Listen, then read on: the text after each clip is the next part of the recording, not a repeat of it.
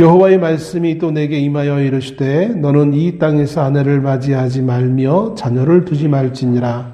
이곳에서 낳은 자녀와 이 땅에서 그들을 해산한 어머니와 그들을 낳은 아버지에 대하여 여호와께서 이와 같이 말씀하시오니 그들은 독한 병으로 죽어도 아무도 슬퍼하지 않을 것이며 묻어주지 않아 지면의 분토와 같을 것이며 칼과 기근에 망하고 그 시체는 공중의 새와 땅의 짐승의 밥이 되리라. 여호와께서 이와 같이 말씀하시되 초상집에 들어가지 말라. 가서 통곡하지 말며 그들을 위하여 애곡하지 말라. 내가 이 백성에게서 나의 평강을 빼앗으며 인자와 사랑을 제함이라. 여호와의 말씀이니라. 큰 자든지 작은 자든지 이 땅에서 죽으리니 그들이 매장되지 못할 것이며 그들을 위하여 애곡하는 자도 없겠고 자기 몸을 베거나 머리털을 미는 자도 없을 것이며 그 죽은 자로 말미암아 슬퍼하는 자와 떡을 떼며 위로하는 자가 없을 것이며 그들의 아버지나 어머니의 상사를 위하여 위로의 잔을 그들에게 마시게 할 자가 없으리라. 너는 잔치집에 들어가서 그들과 함께 앉아 먹거나 마시지 말라. 만군의 여호와 이스라엘의 하나님께서 이와 같이 말씀하시니라. 보라, 기뻐하는 소리와 즐거워하는 소리와 신랑의 소리와 신부의 소리를 내가 내 목전 내 시대에 이곳에서 끊어지게 하리라. 아멘.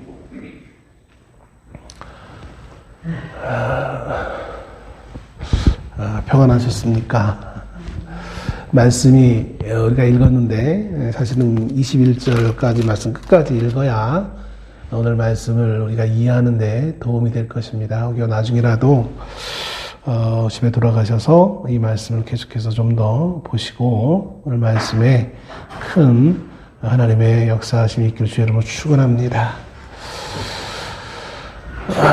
지난주에 무사히 노회를 마치고 노회 일정 1박 2일로 또 열심히 다 달려오고 염려와 기도 덕분에 잘 무사히 마쳤습니다.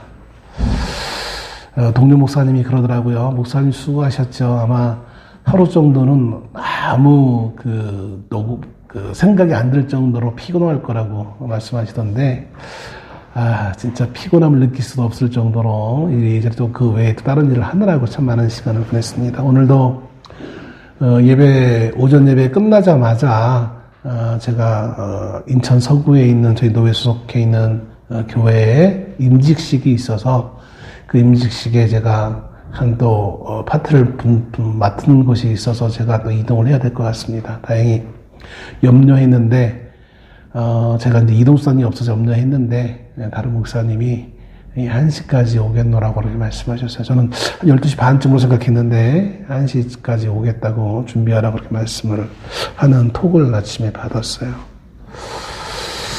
아무튼 또 가서 2시에 식이 있어서 아마 1시면은 조금 좀 너무 빠듯할 것 같은데 그래도 뭐 열심히 가봐야겠죠. 그리고 돌아오는 금요일 날 또 새벽에 아침 시간이죠. 아침 시간에 또 노회 임원회의가 또 있어가지고 움직이게 되니까 모르겠습니다. 아침 새벽까지 움직여야 돼서 그거는 기도해 주시면 감사하겠습니다. 오늘 예레미야 16장에는 하나님의 심판에 관한 일반적인 예언의 말씀이 기록되어져 있는 것을 보게 되어집니다.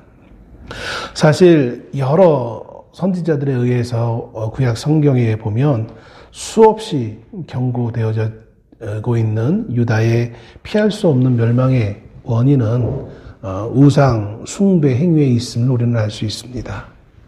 그런 가운데서 오늘 특별히 하나님은 예레미야 선지자를 통하여서 유다의 멸망에 대해서, 다른 말로 표현하면 심판에 대해서, 유다를 향한 하나님의 심판에 대해서 말씀하시면서 독특하게 예레미야가 행동으로 보여줄 내용들을 말씀해 주고 있습니다.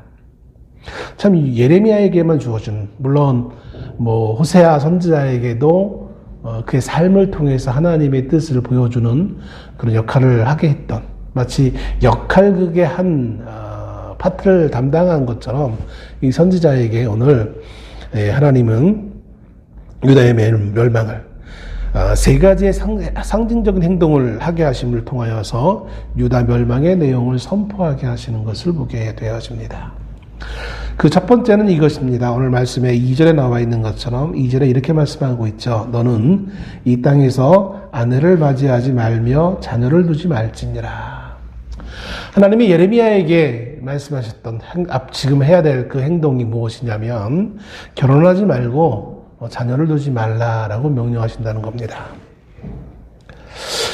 대한민국이 아주 매우 출산율이 전 세계적으로 거의 거의가 아니라 꼴찌의 수준에 이른 그런 매우 큰 어떠한 근심과 위기의 상황이라고도 많은 학자들이 지적하고 있는 것을 보게 되었습니다.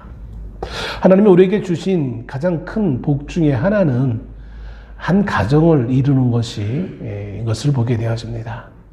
하나님이 아담과 하와를 만드시고 자연스럽게 두 사람이 한 가정을 이루게 하시고 생육하고 땅에 번성하라라는 축복을 하셨습니다. 이것은 한 가정에 대한 축복입니다. 하나님의 창조 세계의 질서는 가정에서부터 시작되어지고 있는 것입니다. 그런데 오늘 하나님은 특별히 선지자인 예레미야에게 너는 결혼하지도 말고 당연히 그러니까 자녀도 두지 말라라는 명령을 하신다는 겁니다. 이 명령에 따라 예레미야는 그렇게 행동해야 되겠죠. 예레미야에게 하신 이 말씀은 정말 독특한 하나님의 말씀일 수밖에 없는 것을 보게 되었습니다. 즉 예레미야로 하여금 정상적이지 않은 매우 비정상적인 삶을 살라고 말씀하신 거라고 할 수 있을 것입니다. 대부분의 이스라엘의 남자들은 매우 이른 나이에 결혼을 했습니다. 이스라엘을 포함한 고대 중동 지역 사회에서 대가족을 이루는 것은 하나님의 축복이라고 여겼습니다. 반대로 자식이 없는 경우는 저주로 여겼습니다. 아마 이것은 중동 지역 이스라엘뿐만 아니라 우리 동양의 모든 사람들이 가지고 있던 그러한 생각이 아니었을까라는 생각을 해보게 되었습니다.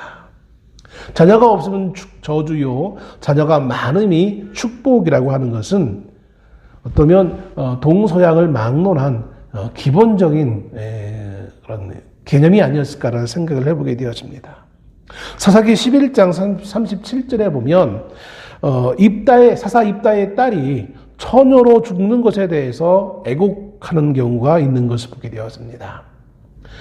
여러 가지 중요한 건 시간 관계상 다 생략하고 이 입다의 딸이 이른 나이에 죽게 되어지는 것을 매우 슬퍼하여서 친구들과 함께 산에 올라가서 같이 애곡하고 그리고 결국 죽음에 직면하게 되었습니다. 그것이 오늘 우리의 도덕적, 우리의 윤리적 관점, 우리의 어떤 그런 보편적인 가치관에 의거해서 젊은 나이에 일찍 죽어서 정말 불쌍하고 짠하다라는 그런 의미에서의 그 애곡이 아니에요. 그러니까 우리는 그거를 우리의 가치관에서 자꾸 이해하려고 하시는데, 오늘 현대인의 가치관에서 이해하려고 하시는데 그렇지 않아요. 이 입다의 딸이 그렇게 슬퍼했던 이유는 그가 일찍 죽음으로 인하여서 결혼할 수 없었다라는 거예요. 당연히 결혼을 안 했으니까 자녀도 없는 거예요. 앞에서 말씀드렸던 것처럼 이것은 이 땅에 사는 그 모든 사람에게 있어서 가장 피하고 싶은 하나님으로부터의 저주의 내용인 것입니다. 그는 나는 하나님으로부터 정말 저주받은 자야. 내 인생은 저주받았어. 라고 하면서 그 인생이 끝나야 되는 거였어요. 그래서 그 입다의 딸은 그렇게 슬퍼했던 것입니다. 그리고 여기에는 단지 하나님의 축복과 저주뿐만 아니라 그것과는 상관없는 또 다른 의미가 여기에 숨겨져 있는 것을 보게 되었습니다. 그건 뭐냐면 이러한 당시 사회적 인식과는 별개의 문제로서 하나님의 창조 섭리를 놓고 볼 때에도 반대되는 것이었습니다. 앞에서 말씀드렸던 것처럼 결혼이라는 것은 자연스럽게 자녀와 연결되어지는 것이고, 그리고 이것은 하나님의 창조 명령에 따라 살아가는 것입니다. 오늘날 젊은이들은 여러 가지 이 사회 통념, 사회 가치관, 사회의 어떤 구조적 문제로 인하여서 결혼을 포기하는 그런 시대에 우리는 살아갑니다. 많은 젊은이들이 내 생활이 이런데, 이 사회가 이런데 어떻게 결혼할 수 있고, 또 이런 사회 가운데 내가 어떻게 내 자녀를 낳아서 양육하며 키울 수 있느냐라고 하면서 너무나 당연하게 결혼과 자녀의 출산을 거부하고 살아가고 있는 것을 보게 되어집니다. 사회적 개념으로서는 그게 맞아 보일 수도 있어요. 그런데 하나님의 말씀에 의한다면 그것은 철저히 하나님의 말씀을 거역하는 것입니다. 그래서 오늘날 기독교계에서 CTS인가요? 방송국에서 또 여러 신학대학들과 같이 연합을 하여서 결혼운동 이런 거, 출산 장려 이런 것들을 참 많이 전개해 나가는 것을 보게 되어집니다. 하나님은 아담과 하와에게 제일 먼저 생육하고 번성하여 땅에 충만하라라고 말씀하셨습니다. 이것이 하나님의 사람들에게, 하나님의 백성이 하셨던 최초의 명령인 것을 보게 되어집니다. 그리고 그것은 아담과 하와에게만 주어진 것이 아니라 우리에게도 주어진 거예요. 우리의 욕심 때문에, 우리의 이상 때문에 그것을 거부한다는 것은 그건 하나님 앞에서 있을 수 없는 것입니다. 그래서 믿는 신앙인 청년들은 그런 그 가치관이 조금 좀 변해야 되지 않을까라는 생각을 해보게 되었습니다. 참 안타까운 것이죠. 이렇게까지 우리의 그 흐름이 달라진 것은 참 안타까운 일인 것이고, 오늘 이것을 말씀드리고자 하는 것은 아니니까 여기까지만 말씀드리고 계속 말씀을 보려고 합니다. 그런데 왜 하나님께서는 이런 말씀을 하신 걸까요? 왜 이런 명령을 하신 걸까요? 방금 말씀드렸습니다. 결혼을 해서 자녀를 두는 것은 하나님이 창조 때부터 명령하셨던 가장 핵심적인 명령이었어요. 그런데 왜 오늘날 예레미야 선지자에게 하나님은 이러한 명령을 하고 있는 걸까요? 이것은 하나님의 심판에 따른 창조 세계의 무효화를 선언하는 것입니다. 하나님이 모든 것을 만드시고 보시기에 심히 좋았더라고 말씀하셨어요. 하나님이 보시기에 좋은 이 창조 세계가 하나님의 은혜 가운데, 하나님의 다스림 가운데 계속해서 유지되어지고 발전되어져야 되는 것이 하나님의 계획이셨어요. 그런데 여기에 누가 찬물을 끼얹었습니까? 아담과 하와의 불순종이. 하나님의 계획이 그만 무효화가 되어지는 것처럼 오늘 예레미야에게 결혼하지 말고 자녀를 낳지 말라라는 것은 마치 상징적으로 이와 같은 상징의 의미를 보여주고 있는 거예요. 하나님의 창조의 명령이, 창조 세계의 그 명령이 무효화되어졌음을 보여주기 위한 것이라는 것입니다. 즉 다시 말하면 하나님 예레미야가 하는 그 행동을 통하여서 하나님의 명령에 따라 이전에 주어진 창조 세계의 자연스러운 복된 질서가 멈추어진다는 것입니다. 한 사람이 한 여인을, 이성을 만나서 결혼하고 자녀를 낳는 것은 단지 생물학적인 번성을 의미하는 것이 아니라, 그것만 의미하는 것이 아니라 이게 하나님의 복의 흐름이 있는 것을 보게 되었습니다.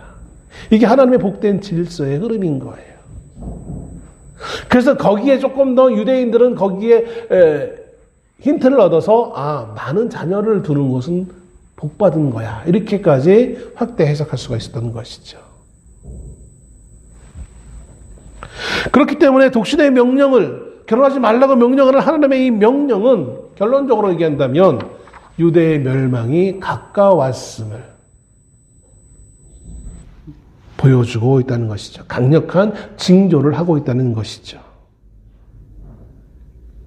실제로 하나님은 유다가 하나님의 말씀에, 하나님의 명령에 순종하지 않기에 이제 그들을 심판하십니다. 수많은 백성들이 얼마 지나지 않아 이 땅에서 죽거나 사로잡혀감으로 생이별을 당해야 하는 처지가 될 것이기에 아내와 자식을 둔 이들은 보다 더 큰 고통과 아픔을 감내해야만 할 상황이 오게 되어지는 것을 보게 되었습니다. 오늘날 젊은이들이 생각하는 것처럼 어차피 자녀 키우는 게 힘든데 굳이 낳을 필요가 뭐 있어 한 것처럼, 힘든데처럼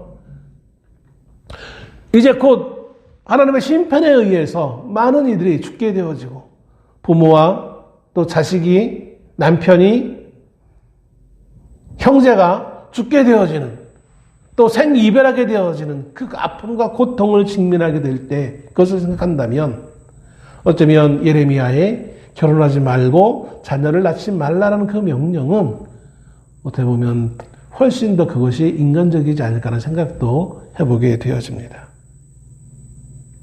얼마나 이 심판이 고통스럽고 철저하고 잔인한 것인지 3절과 4절 말씀에 이렇게 기록합니다. 그들은 독한 병으로 죽어도 아무도 슬퍼하지 않을 것이며 묻어주지 않나 지면의 분토와 같을 것이며 칼과 기근에 망하고 그 시체는 공중의 새와 땅의 짐승의 밥이 되리라. 묻어줄 사람조차 없는 거예요. 시신이 수많은 시신이 있는데 묻어줄 사람조차 없는 거예요. 그래서 그냥 짐승의 먹이가 되어지는 비참한 처지에 처할 것에 대해서 말씀하고 있는 것을 보게 되었습니다. 두 번째, 하나님이 이제 예레미야에게 행할 행위를 보여준 것은 뭐냐면 5절 말씀입니다. 초상집에 들어가지 말라는 것입니다. 여호와께서 이와 같이 말씀하실 때 초상집에 들어가지 말라. 그리고 가서 통곡하지 말며 그들을 위하여 애곡하지 말라. 초상집에 가지 말고 거기에서 울지 말고 그들을 위해서 울지 말라라고 말씀하고 있는 것입니다.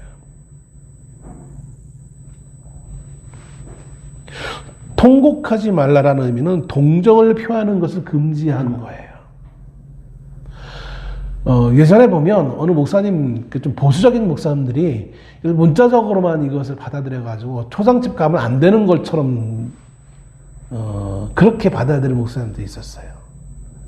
물론 목사니까 장례를 집행해야 되니까 가긴 가되 문제는 뭐냐면 주일을 앞두고는 절대로 안 가요. 또 가시되 울지를 못하게 하는 거, 울지를. 성도들이 초상집에 가서 우는 거를 그렇게 싫어하시는 거예요. 그건 신앙이 아니에요. 어차피 천국에서 만났는데 왜 우냐고 이렇게 지적하시는 목사님을 제가 봤어요. 그렇지 않아요. 유대인들도 울었어요. 예수님이 죽으셨을 때도 여인들이 울었어요. 성경에 보면 복음서에도 보면 왜 우는 애곡하는 자들 나오잖아요. 심지어 어떤 사람들은 돈이 있는 사람들은 대신 울어줄 자를 고용해서 그 장례 예식 끝날 때까지 계속 울 수 있는 사람들을 이렇게 고용해서 울게 하는 그런 경우도 있는 것을 보게 되어져요. 그건 정말 그 아픔에 대한 동정인 거예요. 아픔에 대한 공감인 거예요. 근데 오늘 하나님은 예레미야에게 그 아픔, 상처를 받은 그곳에 가지 말고 거기에 공감하지 말라라고 말씀하고 있어요. 이것은 어떻게 보면 유대 공동체에 있어서 너무나 예레미야를 그 유대 공동체에서 적응하지 못할 정도로 외떨어진 삶을 살아갈 수밖에 없을 정도로 격리하는 결과를 낳게 되어지는 것입니다. 유대 인간 사회 그 공동체에서 함께하지 못하는,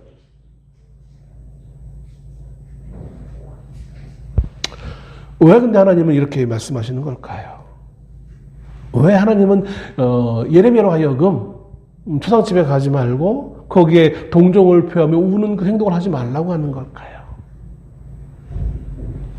그것은 이렇습니다. 5절 하반절에 이렇게 기록하고 있죠. 내가 이 백성에게서 나의 평강을 빼앗으며 인자와 사랑을 제함이라. 여호와의 말씀이니라. 이것은 온 백성에게 미치는 역시 재앙이 너무나 엄청난 것이기 때문에 한 개인의 죽음 정도는 그걸 슬픔으로까지 여겨지지 않을 정도로 앞으로 유대에 큰 재앙이 임할 것을 예수님 상징적으로 말씀해 주고 있는 거예요. 한 사람의 아픔 정도야 말할 수 없을 정도로 큰 아픔이 유대 공동체적인, 전 민족적인 아픔으로 다가올 수밖에 없는, 그러니까 한 사람의 고통 정도야 고통이라고 말할 수 없을 정도로 수많은 사람들의 고통이, 수많은 사람의 죽음으로 인한 고통이 곧 닥칠 것에 대해서 하나님이 말씀하시고 있는 거예요. 특별히 5절에 이 백성에게서 나의 평강을 빼앗으며 인자와 사랑을 제함이라는 이 말씀이 있습니다. 이전까지 하나님께서 백성들에게 주신 평강과 인자와 사랑, 이 모든 것들을 하나님께서 몰수하겠다라는 거예요. 이것은 하나님과 이스라엘 백성들 사이에 맺은 언약을 파기하겠다라는 선언인 것입니다. 너의 그 행동이 하나님과 이스라엘 백성들과의 그 언약을 파기한 것에 대한 상징적 행동이 될 것에 대해서 말씀하고 있는 것입니다. 유대 백성들은 평강이 없는데도 평강하다라고 말했어요. 그런 거짓 선지자들이 많았어요. 그리고 그것을 듣기를 좋아했어요. 여러분, 지금 우리가 선거도 끝났는데 경제가 너무나 힘들잖아요. 모든 신문에서는 경제가 어렵다고는 하지만 그래도 괜찮다. 왜냐하면 다 이 외국 모든 지구에 있는 모든 나라들이 다 힘드니까 우리만 힘든 거 아니야 라고 말을 합니다. 근데 그렇지 않아요. 거짓말이에요. 외국에 있는 유명한 경제지들이 한국을 염려할 정도로 전 세계가 경제적으로 어렵다면 다 같이 어려워야 되잖아요. 근데 한국만 유독 어려워요, 지금. 왜냐하면 한국의 경제지들이 그것을 말하지 않고 있기 때문에, 숨기고 있기 때문에 그래요. 많은 거짓 선지자들이 이스라엘 백성들을 속여왔어요. 평화롭지 않은데 평화롭다, 평화롭다.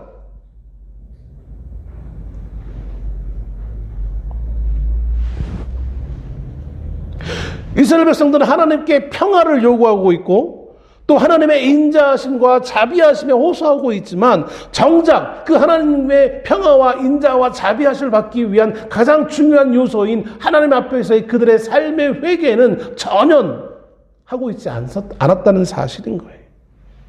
그들이 뭔가 변화되려고 하는 그런 모습을 하나님 앞에 보이지 않았다라는 거예요.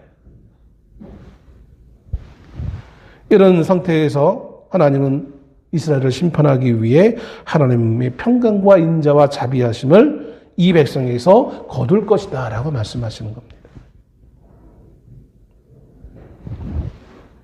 6절 7절의 말씀을 보면요, 장래의식에 관계된 내용의 말씀이 나옵니다. 큰 자든지 작은 자든지 이 땅에서 죽으리니 그들이 매장되지 못할 것이며 그들을 위하여 애곡하는 자도 없겠고 자기 몸을 베거나 머리털을 미는 자도 없을 것이며. 여기 자기 몸을 베거나 머리털을 미는 행위, 이것은 사실 유대인들이라면 하면 안 되는 거예요. 하나님이 주신 모세의 율법에 보면 결코 슬픔을 표현하기 위해서 이렇게 자기 몸을 베거나 머리털을 밀지 말라고 말씀하고 있어요. 하나님 앞에 회개하기 위해서는 자기 옷을 찢는 경우는 있어요. 회개와 슬픔을 표현하기 위해서. 이것은 하나님 앞에 자신의 죄를 회개할 때의 경우이죠. 사람과 사람 사이의 슬픔을 표현하기 위해서 자신의 몸에 해를 가하는, 또 머리를 밀어서 그 슬픔을 표현하는 그런 행동을 하지 말아라. 이것은 이방인들의 습관이라는 거예요. 이거는 우상을 섬기는 이방인들의 습관이에요. 우상 앞에서 그들이 그렇게 하던 습관이었어요. 근데 지금 너무나 공연하게 유대인들이 이렇게 하고 있는, 그러니까 이 말씀을 하지 말라라고 말씀하고 있는 거예요. 얼마나 이것이 폭넓게 행해지고 있는지. 그런 자들이 이제 앞으로 없을 것이다. 왜? 어떻게? 하나님의 심판을 통하여서.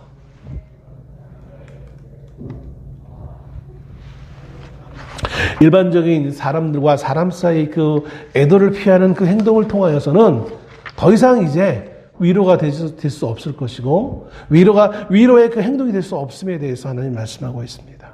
그리고 회개하지 않는 자에게는 위로가 필요 없음에 대해서 말씀하고 있는 거예요.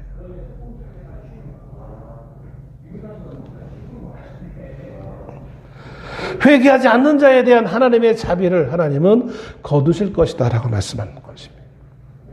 그래서 예레미야로 하여금 추상집에 가지도 말고 애국하지도 말라라고 말씀합니다. 세 번째, 예레미야가 할 행동에 대해서 말씀하십니다. 8절에 보면 너는 잔치집에 들어가서 그들과 함께 앉아 먹거나 마시지 말라. 잔치집에 들어가지 말라고 말씀하십니다. 참 예레미야는 참 어찌나 이렇게 참 힘든 인생을 살아야 될지. 결혼도 하지 못해. 초상집에도 못 가. 잔치집에도 못 가. 잔치집은 보통 이제 결혼식을 얘기합니다. 결혼식을 가지 않는 것은 유대 공동체 사회에서 그 결혼식을 주최하고 있는 신랑과 신부의 인근에 사는 그들 친척에게 매우 모욕을 주는 행동이었습니다. 유대인들에게 입장에서는. 근데 거기 가지 말라는 거예요. 왜 하나님은 가지 말라고 명령하셨을까요? 이것 또한 백성들에게 이러한 기쁨의 잔치가 곧 사라지는 때가 온다는 것을 하나님이 상징적으로 보여주고 있는 거예요. 예레미야에게 이런 모든 형태의 공적인 축하와 위로 행사, 참석을 금지하고 있는 것은 이러한 공동체 생활이 곧 끝났음을 상징하고 있는 것입니다. 예레미야는 자기의 몸소 기존의 삶의 방식이 비참하게 파괴되어지고 이제 유다에게 더 이상 기쁨의 순간이 아니라 어둠의 시기가 올 것을 나타내야 될 하는 명령이 주어지고 있는 것을 보게 되었습니다. 예레미야는 하나님의 이 명령을 아마 정말 진심으로 수행했을 거예요. 왜냐하면 하나님의 명령을 받은 말씀대로 말씀을 전해야 될 선지자이니까 전하는 건 단지 전하는 걸로 끝나는 것이 아니라 그렇게 살아야 되니까 정말 그는 그렇게 몸으로 표현했을 것입니다.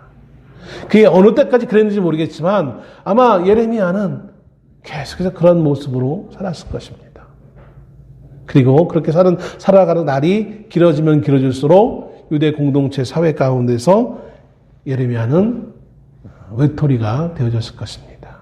아무도 예레미야를 존중해 주지 않고 인정하지 않고 독불장군이요 상대하지 말아야 될 사람으로 사람들은 여겼을 것입니다.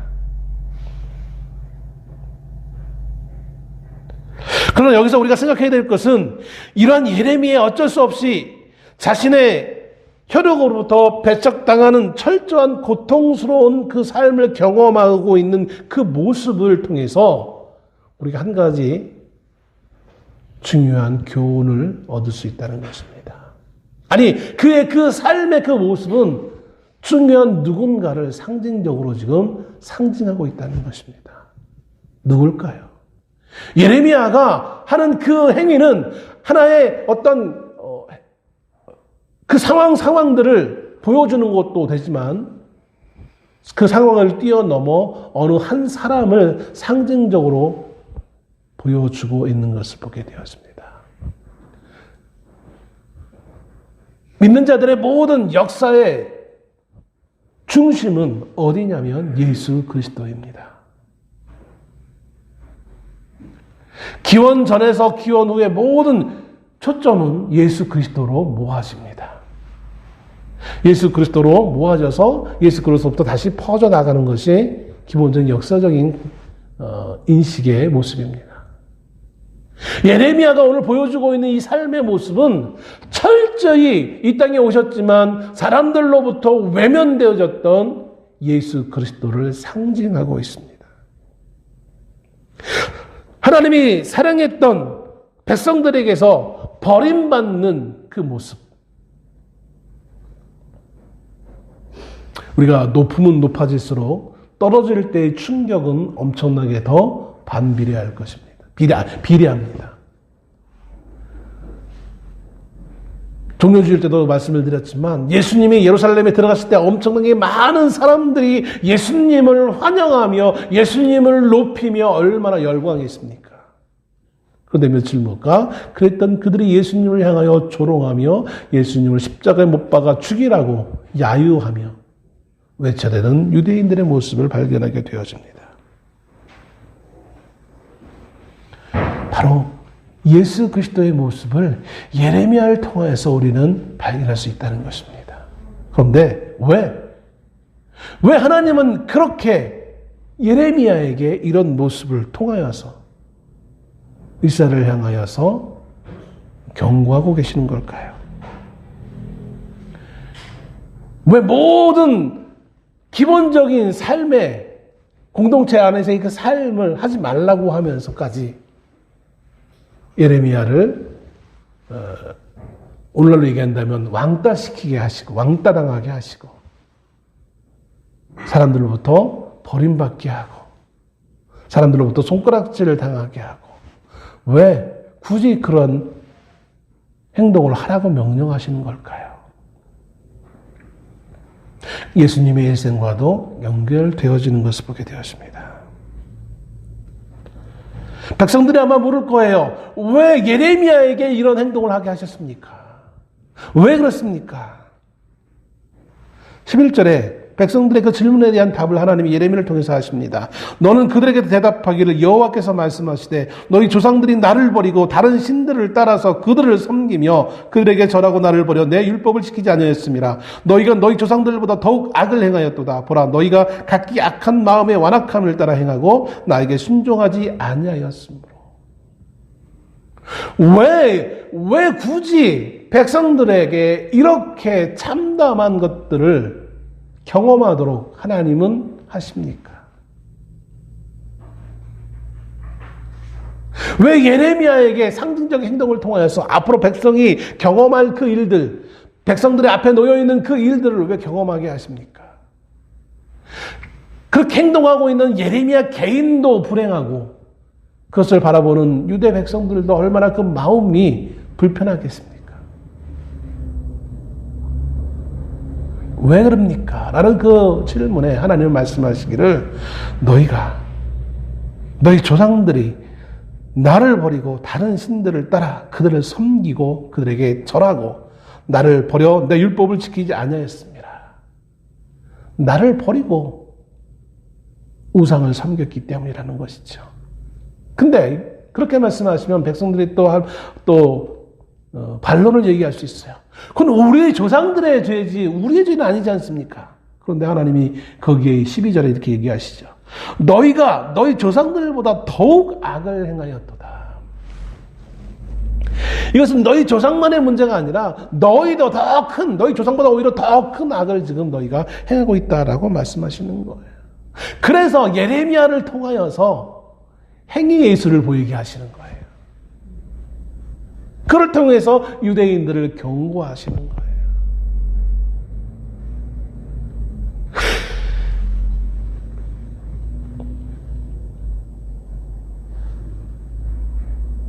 그렇기 때문에 이제 하나님의 언약하신 바대로 13절에 보면 내가 너희를 이 땅에서 쫓아내어 너희와 너희 조상들이 알지 못하던 땅에 이르게 할 것이라. 너희가 거기서 주야로 다른 신들을 섬기리니 이는 내가 너희에게 은혜를 베풀지 아니함이라. 이스라엘 백성들은 하나님 앞에 불순종함으로 우상을 섬기고 자신들이 하고 싶은 대로 인생의 삶을 살았어요. 자신들이 믿고 싶은 것을 스스로 선택하여서 살았어요. 하나님을 버렸어요. 자, 그래서 하나님은 너희들이 그렇게 자유롭게 나를 버리고 너희들을 선택하여서 우상을 섬겼느냐? 이제는 너희가 자유롭게가 아니라 너희가 강압적으로 억지로 끌려가서 너희들이 끌려간 그 땅에서 억지로 우상을 섬기게 하겠다. 이를 통하여서 한번 비교해봐라. 너희가 자유롭게 하나님을 선택하던 것이 얼마나 은혜였는지를 한번 너희가 경험해보라 라는 의미인 거예요. 여러분, 우리는 모릅니다. 우리의 믿음의 모습이 자유롭게 하나님을 예배하는 것이 얼마나 감사하고 은혜로운 건지 몰라요. 조그만 위로 올라가면서 북한 땅에 있는 많은 믿음의 사람들은 지금도 하나님을 찬송 한번 하기 위해 목숨을 걸고 찬송을 하고 있어요. 지금도 지구 곳곳에는 우리의 믿음을 지키기 위해 자기의 목숨을 내걸고 숨어서 예배하는 사람들이 있어요. 그게 북한만이 아니에요. 중동 지역과 아프리카와 수많은 지역에서 교회가 불태워지고 믿는 자들이 테러를 당하고 자신의 가진 것을 빼앗기는 그런 일들이 비일비재한 것을 보게 되어집니다. 하나님은 우리에게 자유스럽게 주신 이 예배의 모습이 얼마나 은혜로운지 모르는 사람들에게 하나님은 그 예배를 걷어가시겠다라는 거예요. 이게 얼마나 하나님 앞에 큰 저주인지 모르는 거예요.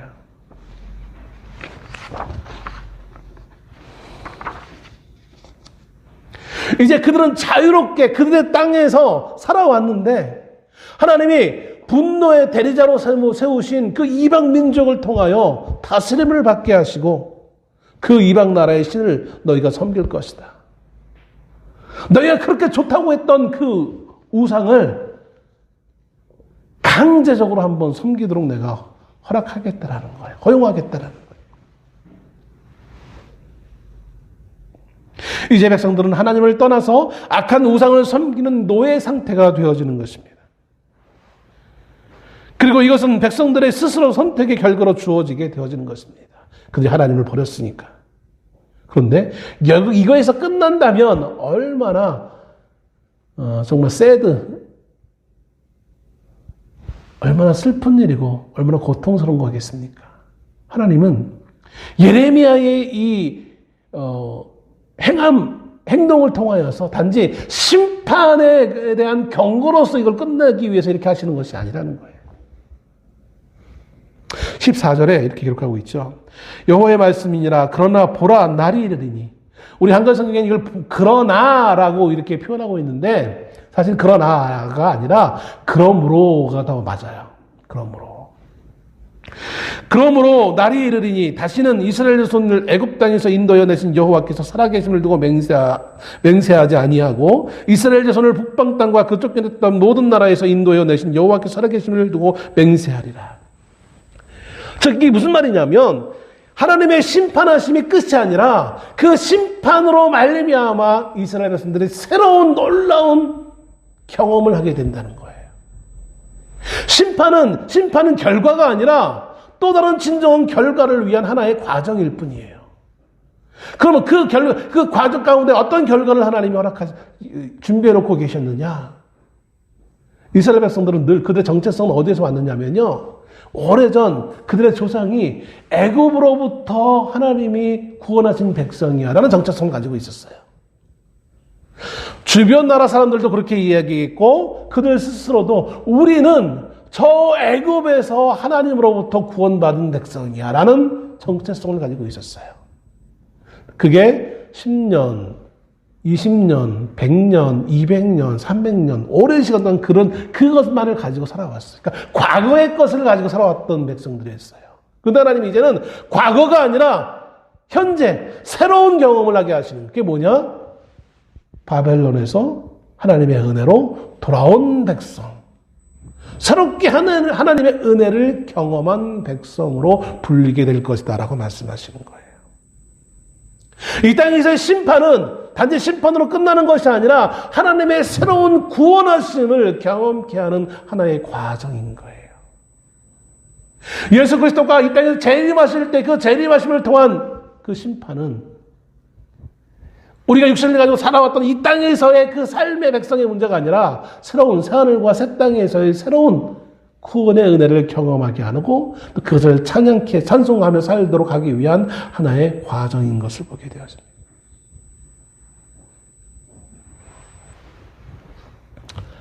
바로 이 신앙을 이스라엘 백성들이 가지도록 하기 위한 거예요. 이 신앙을. 옛날을 추억하며 사는 백성이 아니라 새롭게 우리의 삶 가운데 역사하신 은혜를 베푸신 그 하나님을 만나고 그 하나님을 아는 백성으로 삼기 위해 하나님은 심판이라는 그 고통스러운 과정을 겪게 하신 거예요. 그 가운데 예레미야라는 선지자를 통하여서 단지 예레미야가 하나님의 말씀을 전하는 자로 끝나는 것이 아니라 예레미야는 참 다른 선지자와는 독특하게 말씀만 전하는 자가 아니라 하나님과 공감하는 자였어요. 하나님 공감. 즉 하나님의 마음을 전하는 사람이었어요. 겉모습, 겉의 것을만을 말하는 자가 아니라 하나님의 마음을 전하는 자였어요. 예레미야가 백성들로부터 버림받았듯이 하나님이 백성들로부터 버림받았다는 사실을 그가 먼저 그 땅에서 체험을 통하여서 보여주고 있는 거예요. 시청각 자료가 되어지는 거예요. 예레미야는 하나님을 상징하고 있고 더 구체적으로 예수 그리스도를 상징하고 있는 거예요. 버림받은 예수 그리스도. 근데 그 버림받은 예수 그리스도를 통해서 구원의 새로운 역사가 일어나는 거예요. 마지막 절에 이렇게 기록합니다. 21절에 여호와께서 이르시되 보라 이번에 그들에게 내 손과 내 능력을 알려서 그들로 내 이름이 여호와인 줄 알게 하리라. 그들이 새롭게 하나님의 은혜를 체험하기 위해서 이 은혜를 주신 분이 여호와인 줄 알게 하리라라는 거예요. 이게 심판의 목적입니다. 오늘 우리가 이 땅에 살아가는 목적이 여기에 있는 것입니다. 하나님 오늘 우리에게 은혜를 베푸시는 목적이 여기에 있는 것입니다. 여호와 하나님이라는 사실을 알게 하시기 위함이에요.